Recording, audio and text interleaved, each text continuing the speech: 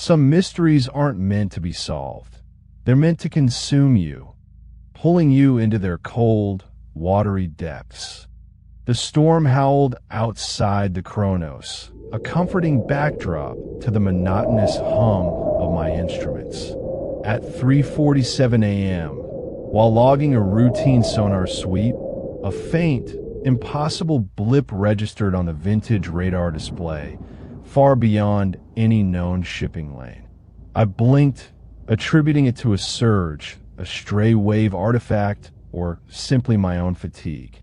But the blip reappeared, then again, holding a steady course, faint but undeniable, a ghost on my screen. It wasn't fading. If anything, it was tightening, a distant echo from the very heart of the storm. A shiver, unrelated to the damp cabin air, traced its way down my spine. My rational mind screamed malfunction, yet my gut urged action. I set a course, pushing the Chronos into the teeth of the gale, the twin diesels groaning against the relentless waves. The vessel pitched violently, each plunge a jarring reminder of my folly, yet I pressed on, drawn by the invisible pull of that phantom signal. Hours later, the signal remained maddeningly distant, yet unmistakably there, a beacon of nothingness.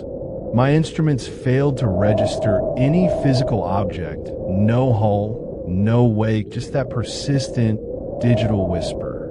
The sea here felt utterly desolate, an empty canvas stretching forever, save for that impossible point. A sudden rift in the fog, or was it just my mind playing tricks? I thought I saw it.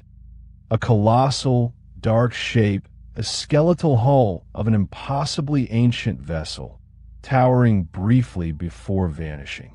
It triggered a deep, primal fear, a flicker of childhood nightmares about phantom ships emerging from the very edges of the world, never truly seen, always felt. The signal wasn't just a blip anymore. It had texture, a low thrumming that seemed to vibrate through the very deck beneath my feet. My old shortwave crackled, spitting distorted whispers, almost intelligible, a language I felt I should understand. Then a shower of sparks from the main console, plunging the bridge into deeper gloom.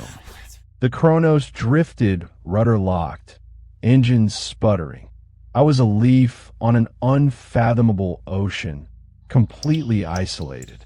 The whispers now came from everywhere, inside my head, outside the hull, the ghost ship's presence overwhelming, tangible. A metallic copper smell filled the air, acrid and ancient, like blood and rust. Then it was simply there, not emerging, not fading, just an immediate, immense presence in the swirling fog. A towering three-masted schooner, ancient beyond centuries, its tattered sails black against the gray, its hull encrusted with impossibly old barnacles. The air itself seemed to drop 10 degrees, sucking the warmth from my bones. I stared, paralyzed, not a long-lost vessel, but at my own. This was the Chronos, twisted by ages, barnacle-crusted, sails shredded. And on its decaying bridge, a figure stood, staring out. It was me, older, spectral, his eyes hollowed with an eternal despair. Around me, other phantom hulls began to emerge from the swirling gray, endless copies of the Chronos, each at a different stage of decay, each sending out the same, silent, despairing signal. I wasn't chasing the ghost fleet.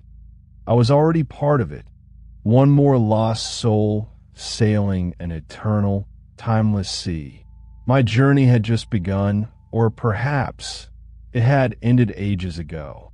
They say the sea never gives up her dead, but sometimes she sends them back, or perhaps you were always meant to join them.